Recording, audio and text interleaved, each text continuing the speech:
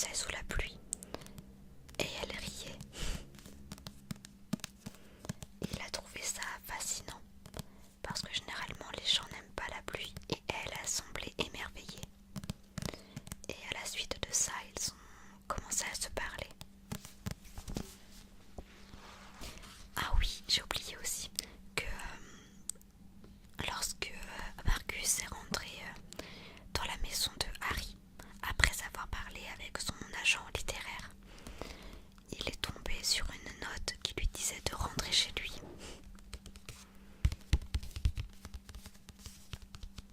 Et donc les ennuis vont commencer à partir de là, puisque quelqu'un souhaite que Marcus s'en aille de New Hampshire. Donc a priori, c'est certainement parce que la personne sait qui a tué véritablement Nola et Deborah Cooper. Chapitre 28. L'importance de savoir tomber. Université de Burroughs, Massachusetts, 1998-2002.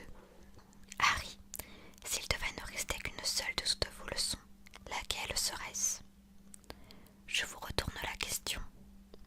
Pour moi, ce serait l'importance de savoir tomber. Je suis bien d'accord avec vous. La vie est une longue chute, Marcus. Le plus important est de savoir tomber. L'année 1998, en dehors d'avoir été celle des grands verglas qui paralysèrent le nord des États-Unis et une partie du Canada, laissant des millions de malheureux dans l'obscurité pendant plusieurs jours, fut celle de ma rencontre avec Harry. Cet automne-là, au sortir de Felton, j'intégrai le campus de l'université de Burroughs. Mélange de préfabriqués et de bâtiments victoriens, entouré de vastes pelouses magnifiquement entretenues. On m'attribua une jolie chambre dans l'aile est des dortoirs, que je partageais avec un sympathique maigrichon du Minnesota, prénommé Jared, un gentil noir à lunettes qui quittait une famille envahissante et qui, visiblement très effrayé par sa nouvelle liberté, demandait toujours si on avait le droit. J'ai le droit de sortir m'acheter un coca. J'ai le droit de rentrer au campus après 22 heures. J'ai le droit de garder de la nourriture dans la chambre. J'ai le droit de ne pas aller en cours si je suis malade.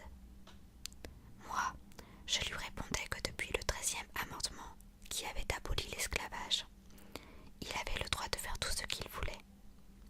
Et il irradiait de bonheur. Jared avait deux obsessions.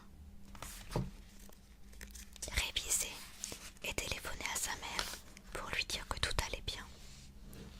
Pour ma part, je n'en avais qu'une. Devenir un écrivain célèbre. Je passais mon temps à écrire des nouvelles pour la revue de l'université.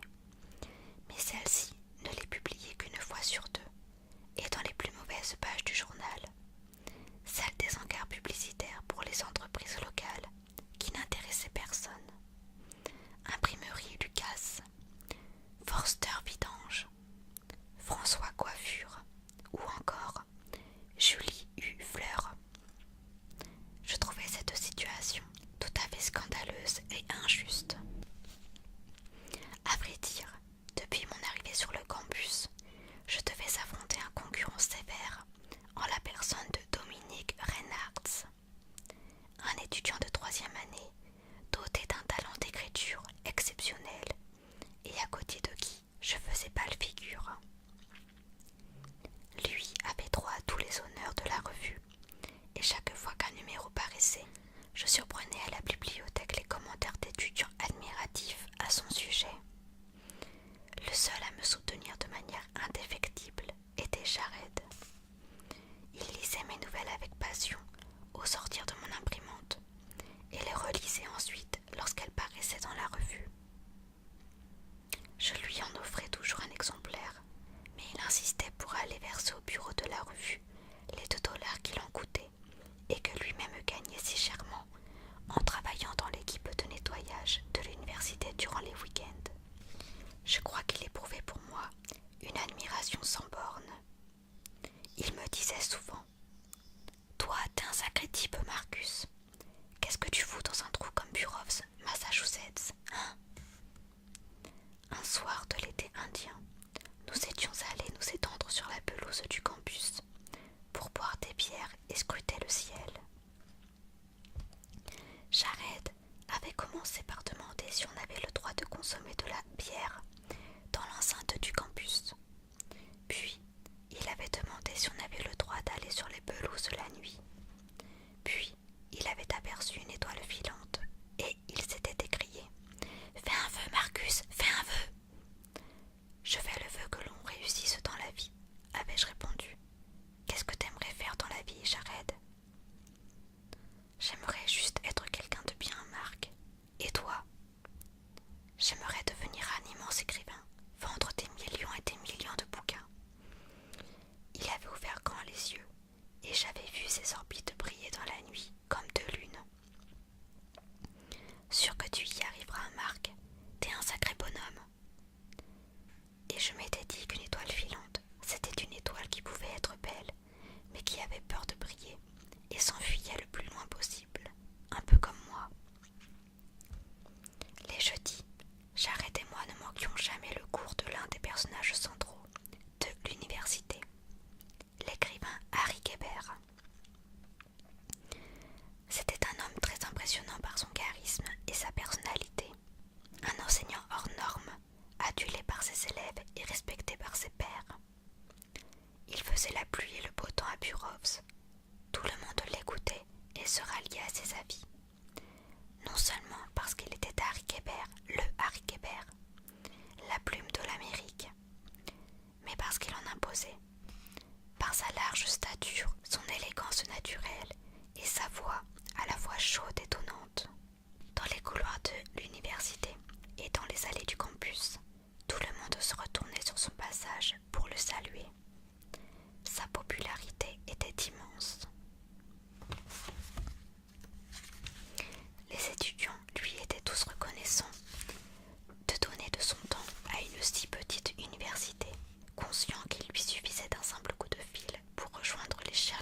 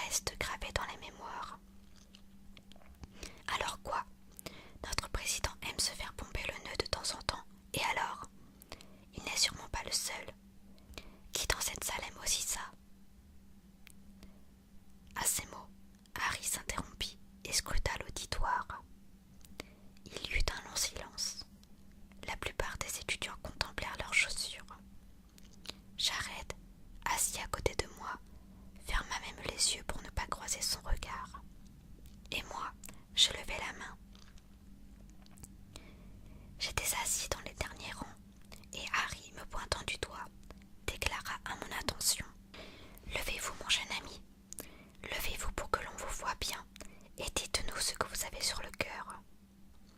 Je montai fièrement sur ma chaise. J'aime beaucoup les pipes, professeur. Je m'appelle Marcus Codman et j'aime me faire sucer, comme notre bon président. Harry baissa ses lunettes de lecture et me regarda d'un air amusé. Plus tard, il me confiera.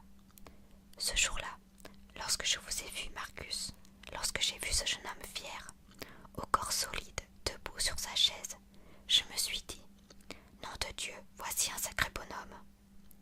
Sur le moment, il me demanda simplement,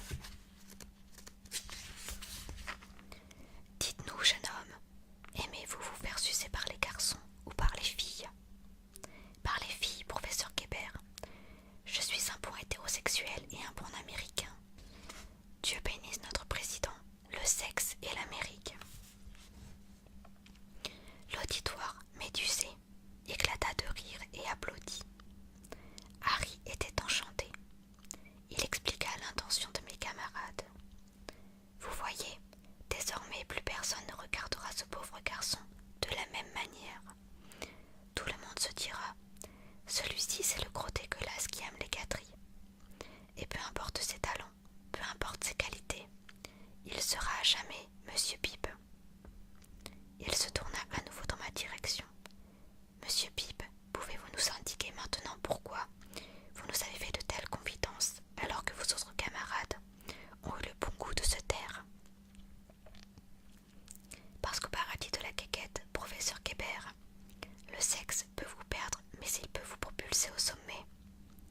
Et à présent que tout l'auditoire a les yeux rivés sur moi, j'ai le plaisir de vous informer que j'écris de très bonnes nouvelles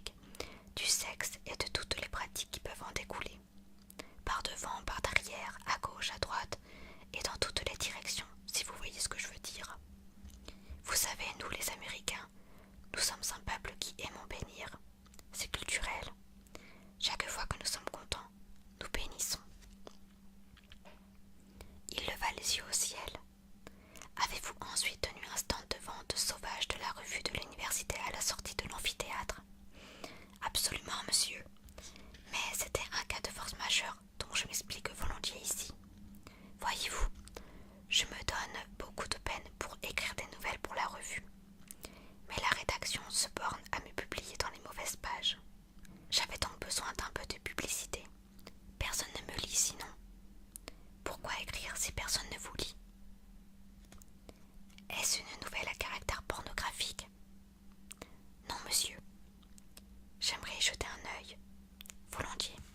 C'est 5 $ par exemplaire. Pergal explosa. Monsieur Goldman, je crois que vous ne saisissez pas la gravité de la situation. Vos propos m'ont choqué. Des élèves se sont plaints. C'est une situation ennuyeuse pour vous, pour moi, pour tout le monde. Apparemment, vous auriez déclaré. Il eut une feuille devant lui. J'aime les pipes. Je suis un bon hétérosexuel et un bon américain. Dieu bénisse notre président, le sexe et l'Amérique. Mais qu'est-ce que c'est que ce cirque au nom du ciel? Ce n'est que la vérité, monsieur le doyen. Je suis un bon hétérosexuel et un bon américain. Ça, je veux pas le savoir. Votre orientation sexuelle n'intéresse personne, monsieur Goldman. Quant aux pratiques dégoûtantes qui se jouent au niveau de votre entrejambe, elles ne concernent rien vos camarades. Mais je n'ai fait que répondre aux questions du professeur Kébert. En entendant cette dernière phrase, Pergal manqua de s'étrangler. Que dites-vous? Les questions du professeur Kébert? Oui, il a demandé qui aimait se faire sucer. Et comme j'ai levé la main parce que je juge que ce n'est pas poli de ne pas répondre lorsqu'on vous pose une question, il m'a demandé si je préférais me faire sucer par les garçons ou par les filles, c'est tout. Le professeur Kébert vous a demandé si vous aimez vous faire. C'est cela même. Vous comprenez, monsieur le doyen. C'est la faute du président Clinton. Ce que le président fait, tout le monde veut le faire. Pergal se leva pour aller chercher une chemise parmi ses dossiers suspendus.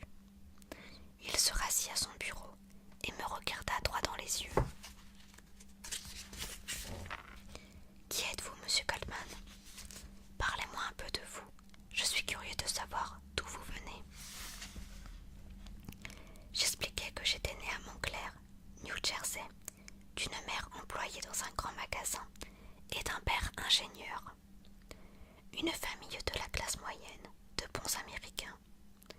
Fils unique, enfance et adolescence heureuse malgré une intelligence supérieure à la moyenne. Lycée de Felton, le formidable, supporter des Giants, appareil dentaire à 14 ans, grands-parents en Floride pour le soleil et les oranges. Rien que du très normal. Aucune allergie, aucune maladie notoire à signaler. Intoxication alimentaire avec du poulet lors d'un camp de vacances avec les scouts à l'âge de 8 ans. Aime les chiens mais pas les chats.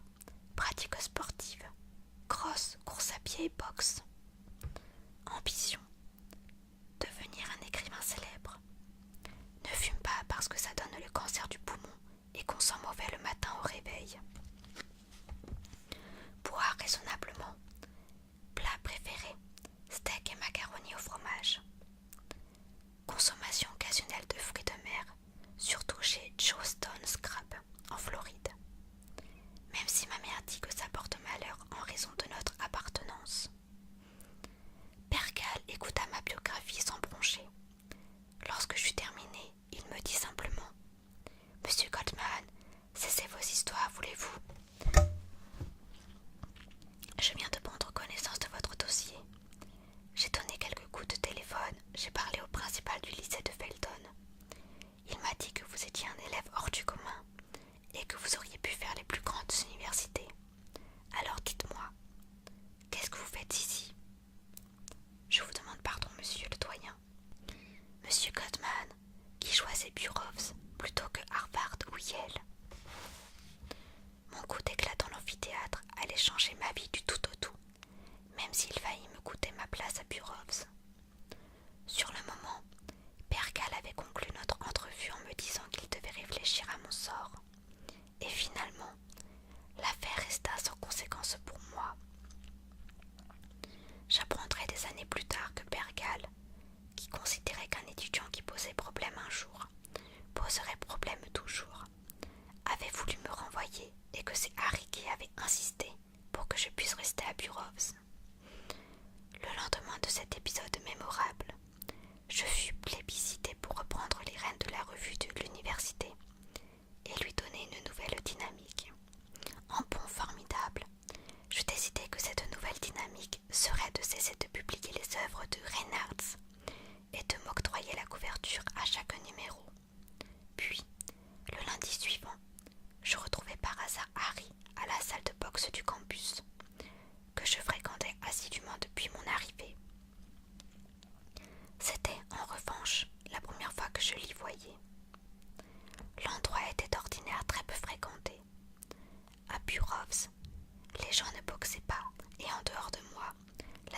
personne à venir régulièrement était Jared, que j'étais parvenue à convaincre de faire quelques rounds de boxe contre moi, un lundi sur deux, car il me fallait un partenaire, très faible de préférence, pour être certain de le battre.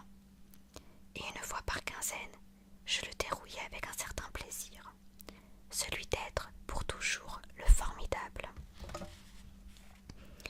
Le lundi où arriva à la salle, j'étais occupée à travailler ma position de garde face à un miroir.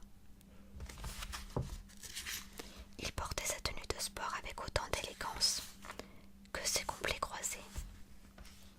En entrant, il me salua de loin et me dit simplement « J'ignorais que vous aimiez aussi la boxe, monsieur Goldman. » Puis il s'entraîna contre un sac dans un coin de la salle. Il avait de très bons gestes, il était vif et rapide. Je brûlais d'aller lui parler, de lui raconter comment après son cours, j'avais été convoquée par Percal, de lui parler de Bible et de liberté d'expression, de lui dire que j'étais le nouveau rédacteur en chef de la revue de l'université et combien je l'admirais. Mais j'étais trop impressionnée pour oser l'aborder. Il revint à la salle le lundi suivant, où il assista à la dérouillée bimensuelle de Jared.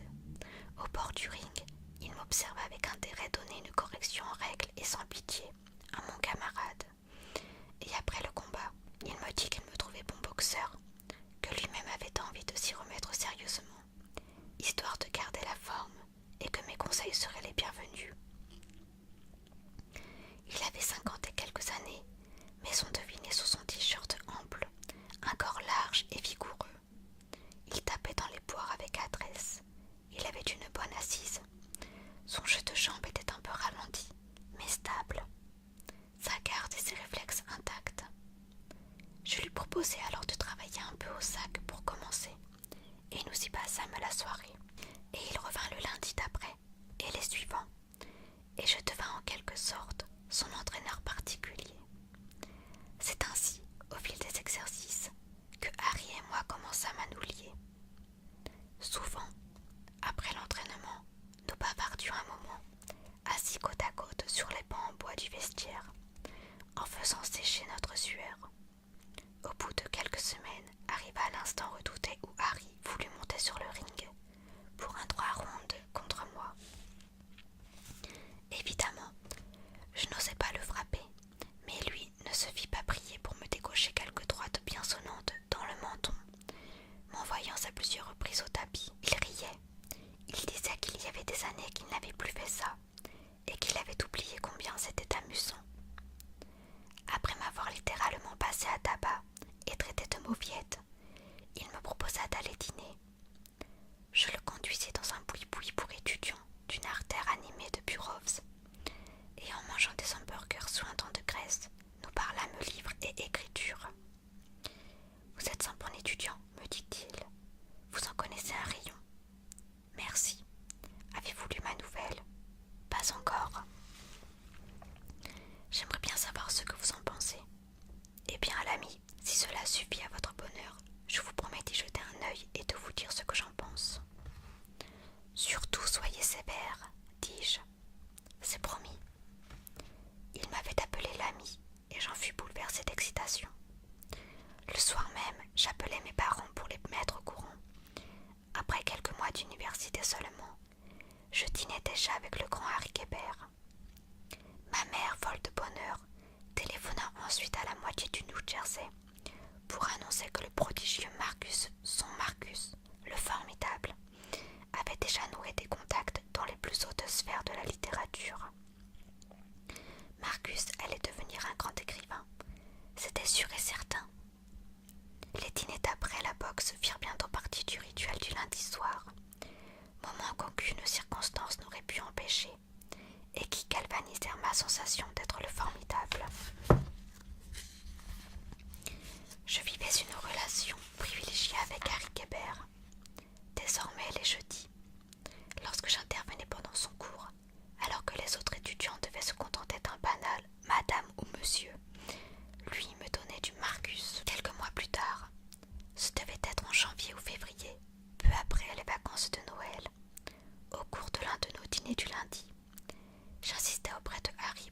ce qu'il avait pensé de ma nouvelle, car il ne m'en avait encore jamais parlé.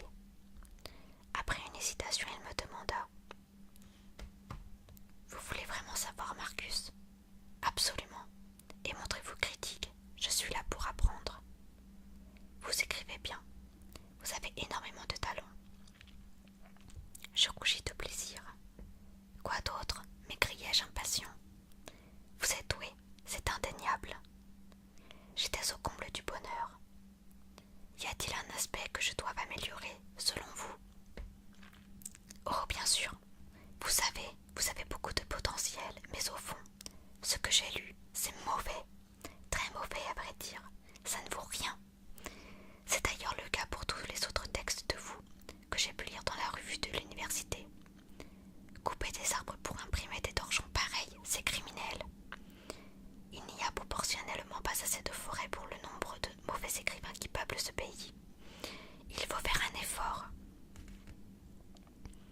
Mon sang ne fit qu'un tour, comme si j'avais reçu un énorme coup de massue. Il s'avérait donc que Harry Kéber, roi de la littérature, était surtout le roi des salauds. Vous êtes toujours comme ça, lui demandai-je d'un ton cinglant. Il sourit, amusé, me dévisageant avec son air de pacha, comme s'il savourait l'instant. Comment suis-je? Demanda-t-il. Imbuvable. Il éclata de rire. Vous savez, Marcus, je sais exactement quel genre de type vous êtes. Un petit prétentieux de première qui pense que Montclair est le centre du monde.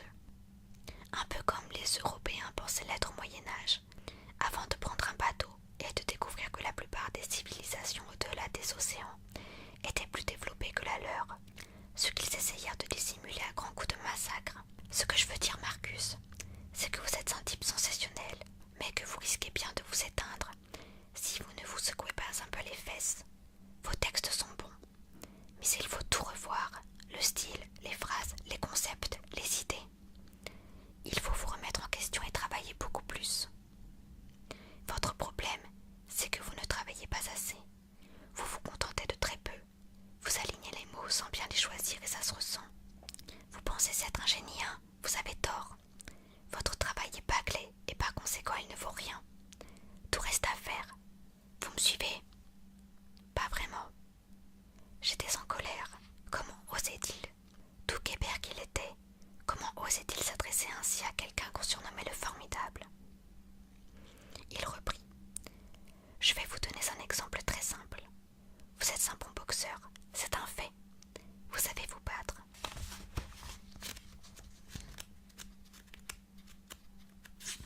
Mais regardez-vous, vous ne vous mesurez qu'à ce pauvre type, ce maigrelet que vous cognez comme un sourd, avec cette espèce de contentement de vous-même qui me donne envie de vomir.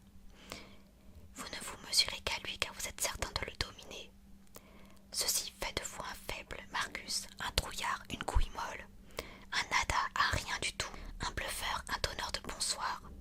Vous êtes de la poudre aux yeux, et le pire, c'est que vous vous en contentez parfaitement. Mesurez-vous à un véritable adversaire, ayez ce courage. La boxe ne ment jamais. Monter sur un ring est un moyen très fiable de savoir ce que l'on vaut. Soit l'on terrasse, soit l'on est terrassé, mais on ne peut pas se mentir. Ni à soi-même, ni aux autres. Mais vous vous arrangez toujours pour vous défiler. Vous êtes ce qu'on appelle un imposteur.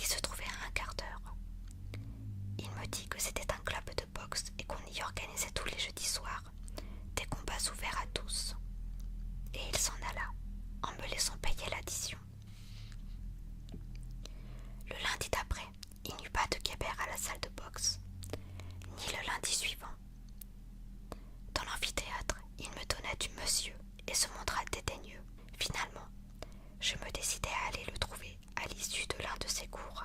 « Vous ne venez plus à la salle ?» lui demandai-je. « Je vous aime bien, Marcus, mais comme je vous l'ai déjà dit, je crois que vous êtes un petit pleurnichard double d'un prétentieux, et mon temps est trop précieux pour le gaspiller avec vous. Vous n'êtes pas à votre place à Burroughs, et je n'ai rien à faire en votre compagnie. » C'est ainsi que le jeudi suivant, furieux, j'empruntai la voiture de Jared et me rendis à la salle de boxe que Harry m'avait indiquée.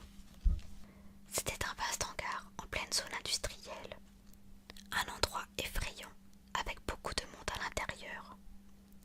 L'air empestait la sueur et le sang.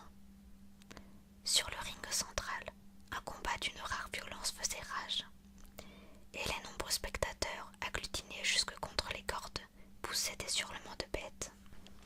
J'avais peur, j'avais envie de fuir, de m'avouer vaincu, et je n'en eus même pas l'occasion. Un noir colossal, dont j'appris qu'il était le propriétaire de la salle, se pointa devant moi. « C'est pour boxer, Whitney ?» me demanda-t-il. Je répondis que oui, et il m'envoya me changer dans le vestiaire. Un quart d'heure plus tard, j'étais sur le ring, face à lui, pour un combat en 2 rounds. Je me souviendrai toute ma vie de la dérouillée qu'il m'infligea ce soir-là, tant je crus que j'allais mourir. Je me fis littéralement massacrer. Sous les vivas sauvages de la salle, enchanté de voir le gentil petit étudiant, blanc-bec, venu de Montclair se faire briser les pommettes. Malgré mon état, je mis un point d'honneur à tenir jusqu'au terme du temps réglementaire. Question de fierté. Attendant le coup de gong final pour m'écrouler au sol, KO. Lorsque je rouvris les yeux, complètement sonné mais remerciant le ciel de ne pas être mort, je vis Harry penché au-dessus de moi, avec une éponge et de l'eau. « Harry, qu'est-ce que vous faites ici ?» Il me tamponna délicatement le visage. Il souriait. « Mon petit Marcus, vous avez une paire de couilles qui dépasse l'entendement. Ce type doit faire 60 livres de plus que vous. Vous avez livré un combat magnifique. Je suis très fière de vous. » J'essayai de me relever. Il m'en dissuada. « Ne bougez pas comme ça. Je crois que vous avez le nez cassé. Vous êtes un type bien, Marcus. Je m'en doutais, mais vous venez de me le prouver. En livrant ce combat, vous venez de me prouver que les espoirs que je fonde en vous depuis le jour de notre rencontre ne sont pas vains. Vous venez de démontrer que vous êtes capable de vous affronter vous-même et de vous dépasser. Désormais, nous allons pouvoir devenir amis. Je voulais vous dire, vous êtes la personne la plus brillante que j'ai rencontrée ces dernières années, et il ne fait aucun doute que vous deviendrez un grand écrivain. Je vous y aiderai. C'est donc après l'épisode de la raclée monumentale de Lowell que notre amitié débuta véritablement, et que Harry Kéber, mon professeur de littérature la journée, devint Harry tout court, mon partenaire de boxe le lundi soir, et mon ami et mon maître certains après-midi de congé, où il m'apprenait à devenir un écrivain. Cette dernière activité avait lieu en règle générale les samedis. Nous nous retrouvions dans un dîner proche du campus et installés à une grande table où nous pouvions étaler livres et feuillets. Il relisait mes textes et me donnait des conseils, m'incitant à toujours recommencer, à ne jamais cesser de repenser mes phrases. Un texte n'est jamais bon, me disait-il. Il y a simplement un moment où il est moins mauvais qu'avant. Entre nos rendez-vous, je passais des heures dans ma chambre, à travailler et retravailler encore mes textes. Et c'est ainsi que moi, qui avais toujours survolé la vie après une certaine aisance, moi qui avais toujours su tromper le monde, je tombais sur un os. Mais quel os? Harry Kéber en personne, qui fut la première et la seule personne à me confronter à moi-même. Harry ne se contenta pas de m'apprendre à écrire. Il m'apprit à ouvrir l'esprit. Il m'emmena au théâtre, à des expositions, au cinéma, au Symphony Hall à Boston aussi. Il disait qu'un opéra bien chanté pouvait le faire pleurer. Il considérait que lui et moi, nous nous ressemblions beaucoup, et il me racontait souvent sa vie passée d'écrivain. Il disait que l'écriture avait changé sa vie, et que cela s'était passé dans le milieu des années 1970. Je me rappelle qu'un jour où nous nous rendions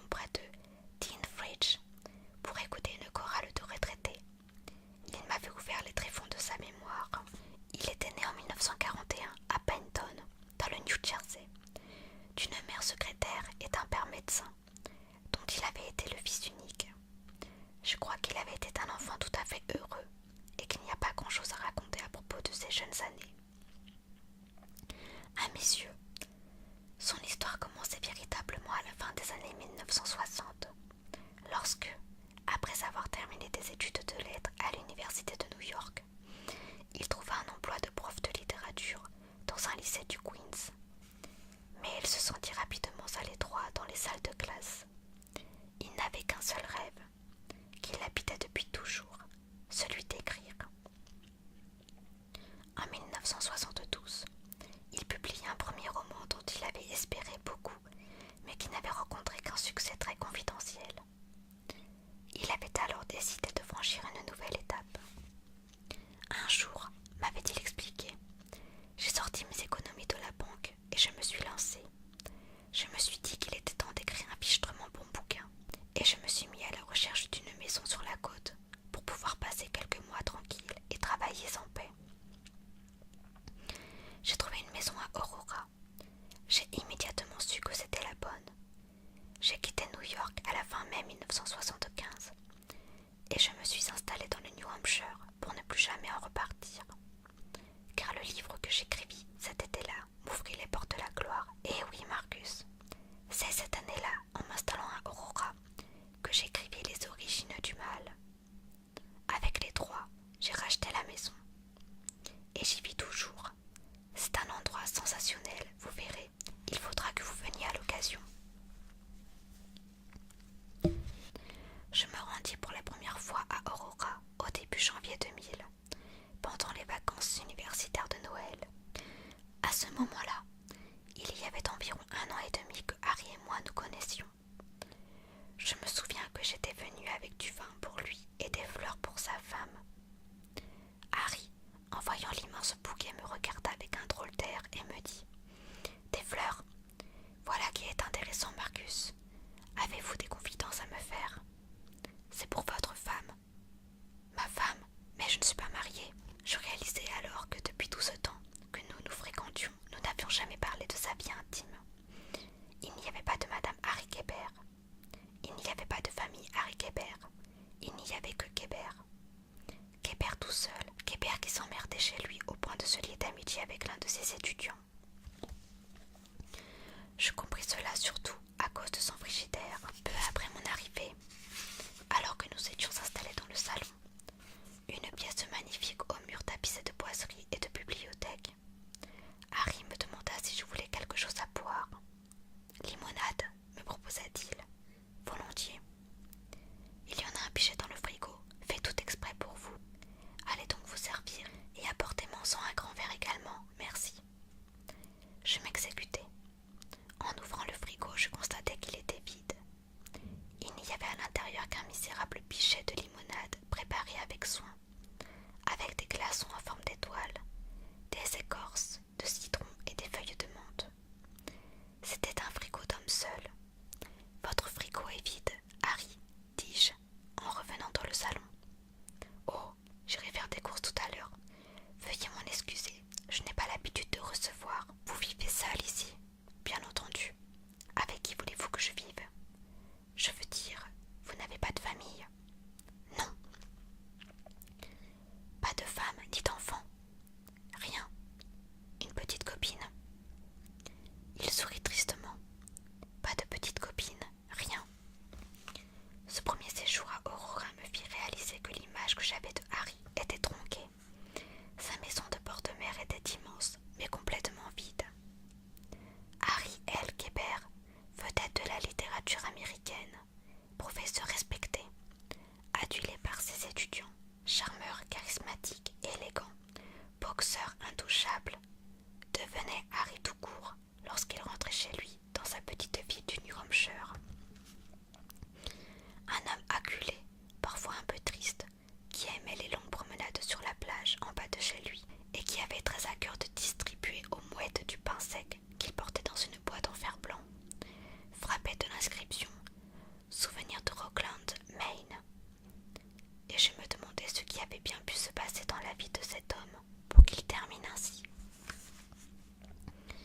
La solitude de Harry ne m'aurait pas tourmenté si notre amitié ne s'était pas mise à faire courir d'inévitables bruits. Les autres étudiants, ayant remarqué que j'entretenais une relation privilégiée avec lui, insinuèrent qu'entre Harry et moi c'était de l'amour pédé. Un samedi matin, tracassé par les remarques de mes camarades, je finis par le lui demander de but en blanc. « Harry, pourquoi êtes-vous toujours si seul ?»